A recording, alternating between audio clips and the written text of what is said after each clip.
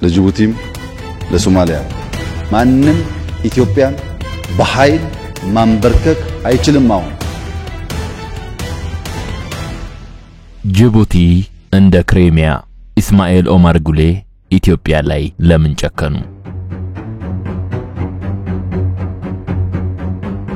ውድ የሳሎን ቲዩብ ቤተሰባችን የሚያልሙት ቤት ምን እንዲኖረው ይፈልጋሉ? የመዝናኛ ማዕከል፣ መዋኛ ገንዳ፣ አረንጓዴ አካባቢ ወይስ ቆንጆ እይታ? ይህን ሁሉ ያሟላው ዴምሲ ሪል ስቴት ነው። 60% የባንክ ብድር የተመቻቸለት ነው። 40%ውን በ3 ዓመት ከፍለው ያጠናቅቃሉ። ቀሪውን 60% የሚከፍሉት በ20 ዓመታት እየኖሩበት ነው። በቅድሚያ ግን የ8% ክፍያ ይጠበቅቦታል። ተጨማሪ መረጃ ከፈለጉ በ0932 91 90 ደውለው ሲመጡ የዋጋ ቅናሹ ከ30% ወደ 35% ከፍ ብሎ ያገኙታል። በቆዳ ስፋቷም ሆነ በህዝብ ብዛቷ እጅግ አነስተኛዋ የምስራቅ አፍሪካ ሀገር ጅቡቲ ኢትዮጵያ ላይ የምታራምደው ስውር የውጭ ፖሊሲ አደገኛነት ከጊዜ ወደ ጊዜ እያየለ መጥቷል። ለዚህ ባለፉት ጥቂት ወራት ያከናወነቻቸውን ሁለት አበይት ተግባራት በአንክሮ መመርመር በቂ ነው። የመጀመሪያው ለበርካታ አስርት ዓመታት ቤትና ንብረት አፍርተው በመኖር ላይ የነበሩ ኢትዮጵያውያን በአንድ ጀንበር ምድሯን ለቀው እንዲወጡ የሚያሳስብ አስቸኳይ መመሪያ የማውረዷ ጉዳይ ሲሆን፣ ሁለተኛው ደግሞ ለዚሁ እርምጃዋ በመግፊያነት ጭምር የሚጠቀሰው ከግብፁ ፕሬዝዳንት አብዱል ፈታህ ኤልሲሲ ጋር በቀይ ባህር ደህንነት ዙሪያ የደረሰችበት ፊርማ ነው። እነኚህ ሁለት እርምጃዎች ጅቡቲ ከኢትዮጵያ ጋር የኖራትን ዘመናት ያስቆጠረ ኢኮኖሚያዊና ፖለቲካዊ ግንኙነት ለማጽናት አዳዲስ ሸምቀቆችን ማጥበቅን ለቀጣዩ ተራክቧ እንደ ስትራቴጂ ስለመያዟ የሚናገር ነው። ባለፉት 2 ዓመታት በምስራቅ አፍሪካ የማህበረ ፖለቲካ ተላውጦ ውስጥ ኢትዮጵያ እያራመደች ያለው ፖሊሲ እንግዳው ርክቦችን መፍጠሩን መላው የቀጠናው ጂኦፖለቲካ ታዛቢዎች ይስማማሉ። በተለይም የኢትዮጵያ መንግስት ከባህር ተደራሽነት ጥያቄ ጋር ተያይዞ ወደፊት እየገፋው የመጣው ሐሳብ ከማንም በላይ ኤርትራውያኑንና ጅቡቲያውያኑን ስጋት ላይ የጣለ መስሏል።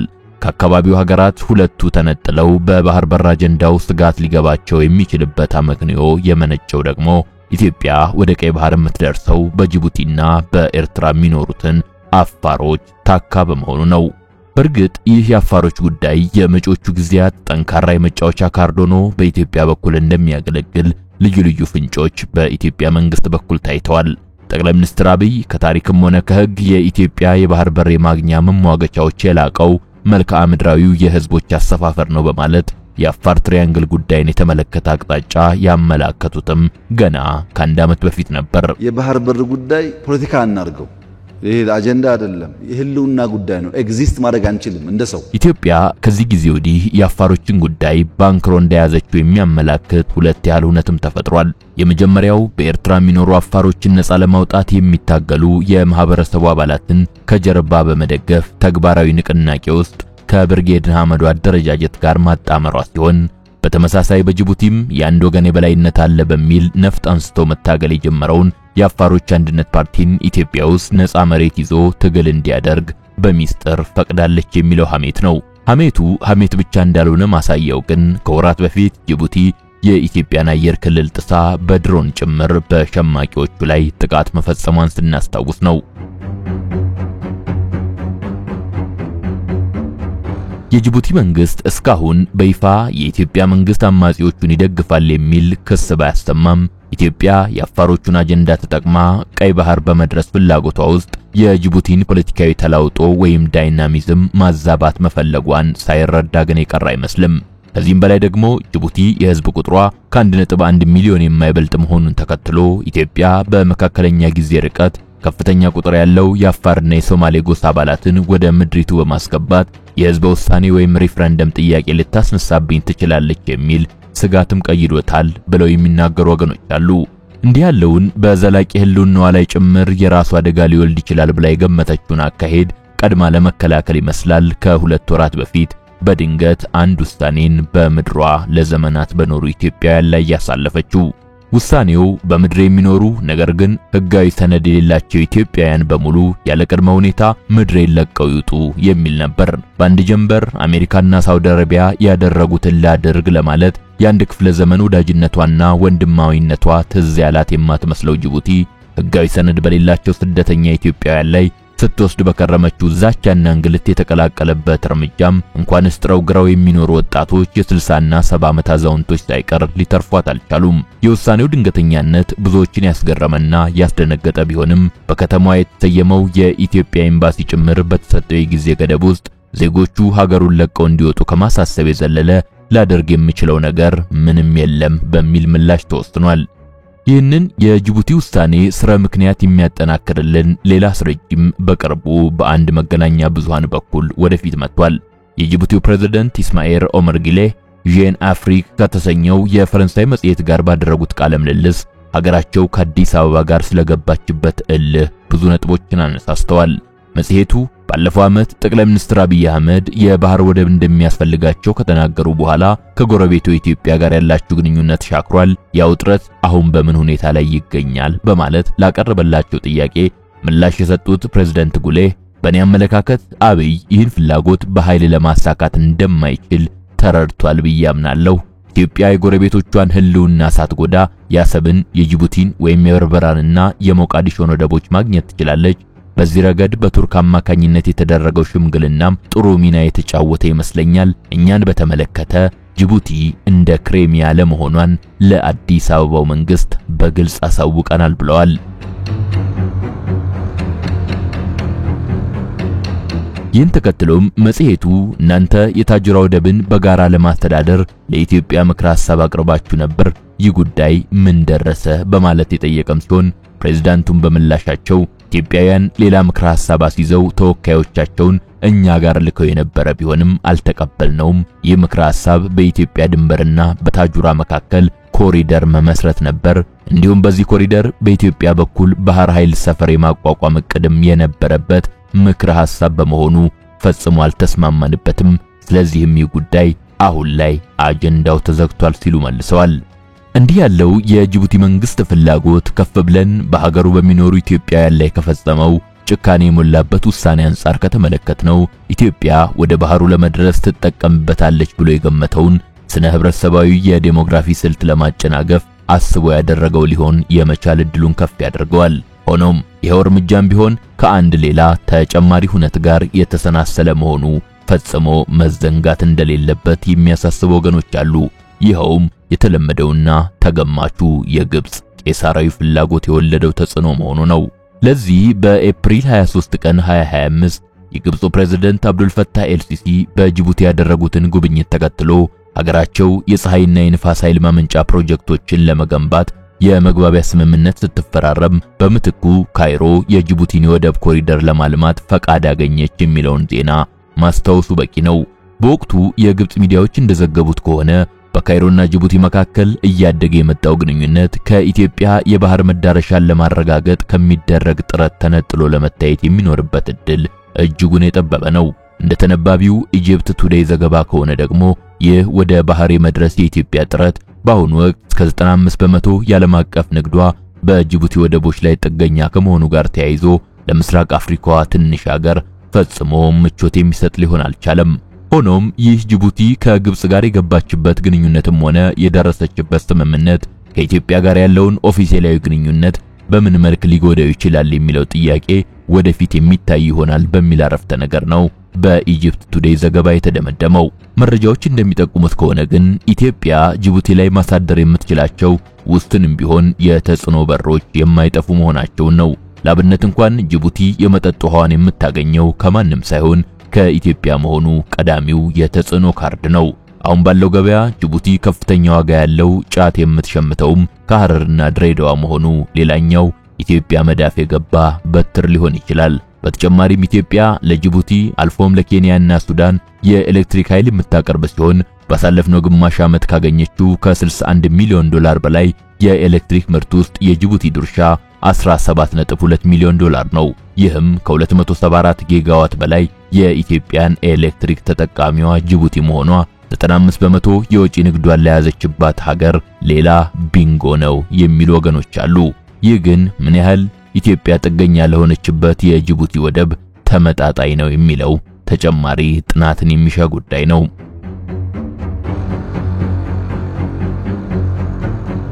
ፕሬዝዳንት አብዱል ፈታህ ኤልሲሲ በቅርቡ በጅቡቲ ያደረጉት ጉብኝትና ከፕሬዝዳንት እስማኤል ኦመር ጊሌህ ጋር ባደረጉት ሰፊ ውይይትም የቀይ ባህር ጠረፍ ሀገራት ከመቼውም ጊዜ በላይ ቀጠናዊ ውጥረቶች እየጨመሩ በመጡበት በአሁኑ ወቅት አንድነታቸውን ለማጠናከር የተቀናጀ ጥረት ሊያደርጉ ይገባል የሚል መልእክት አስተላልፈዋል። የግብፅን ጨምሮ ሁነቱን የዘገቡ በርካታ የውጭ ሚዲያዎችም ይህንን ኃይለ ቃል በቀጥታ የኢትዮጵያን እያደገ ያለ ወደ ቀይ ባህር በቀጥታ የመድረስ ፍላጎት በአፍሪካ ቀንድ ጂኦፖለቲካዊ ስጋቶች መቀስቀሱን ተከትሎ የተላለፈ መልእክት አድርገው ወስደውታል።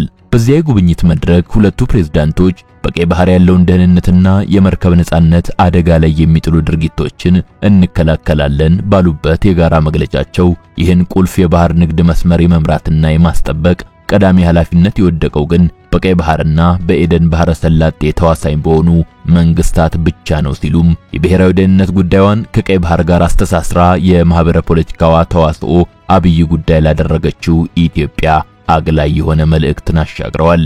በእርግጥም ይህ መግለጫ ግብፅን ለረጅም ዘመናት ቀይ ባህርን የሚዋሰኑ ሀገራት ብቻ የቀጠናውን የባህር ደህንነት ማዕቀፍ እንዲጠብቁና እንዲወስኑ ይዛ የቆየችውን ለድርድር የማይቀርበው አቋሟን በጥብቅ ያጸናችበት ነው ብሎ ለማስቀመጥ ምክንያት ይሆናል። እንደ ኢጅፕት ቱዴይ ዘገባ በግብፅና ጅቡቲ መካከል የተካሄደው ውይይት ከመከላከያና ከጸረ ሽብርተኝነት ፖሊሲ እስከ የውሃ ሀብትና ትምህርት ድረስ ሰፊ የትብብር ማዕቀፍን ያካተተ ነው። በሶማሊያ ለአዲሱ የአፍሪካ ህብረት ድጋፍና ማረጋጋት ተልእኮ ወይም አሚሶም ወታደሮችን በጋራ ተመካክረው ለማዋጣት መስማማታቸውም ቢሆን የቀይ ባህርን ደህንነት ሊጎዳ የሚችል የጸጥታ ችግርን ለመቆጣጠር ካላቸው የጋራ ቁርጠኝነት የመነጨ ነው ባይ ነው። በእርግጥም የአፍሪካ ቀንድ አሁንም በጥልቅ ያልተረጋጋ ነው። በሱዳን እየተካሄደ ያለው ግጭት፣ በኢትዮጵያ ውስጥ ያለው የፖለቲካ ውጥረት፣ በሶማሊያ የሚታዩት ቀጣይነት ያላቸው ተግዳሮቶች የቀጠናዊ ትብብርን አጣዳፊነት የሚፈልጉ ናቸው። የቀይ ባህር ደህንነት ደግሞ ወሳኝ የሆነው ዓለም አቀፋዊ የባህር ኮሪደር እንደመሆኑ መጠን ከሀገራቱ ውስጣዊ ተላውጦ ጋር እየተጣመረ መምጣቱን ግድ አድርጎታል። ከዚህ አንጻር ግብፅ በቀይ ባህር አስተዳደር ላይ የሚደረጉ ማናቸውም አህጉራዊና ቀጠናዊ ንግግሮችን በበላይነት ለመምራት የምታደርገው ጥረት ዓላማው ጎረቤት ከሆኑ ወደብ አልባ መንግስታትና የዓለም አቀፍ መንግስታት የውጭ ጣልቃ ገብነት ለመከላከል የሚደረግ ሙከራ ሊሆን መቻሉን ግልጽ ያደርገዋል። ሁኔታው በዚህ መንፈስ እየቀጠለ ከሄደም ኢትዮጵያ የባህር መዳረሻን ፍለጋ ከኤርትራና ጅቡቲ ጋር ያላትን የሁለትዮሽ ግንኙነት ብቻ ሳይሆን በቀይ ባህር ተዋሳኝ ሀገራት መካከል እያደገ የመጣውን የጸጥታና ደህንነት ችግር በይበልጥ ሊፈትነው ይችላል። ለዚህ ደግሞ ጅቡቲ በመጪዎቹ ጊዜያት አጠናክራ በምርጫዋ የምትይዘው ሚና ትልቅ ትርጉም የሚኖረው ይሆናል።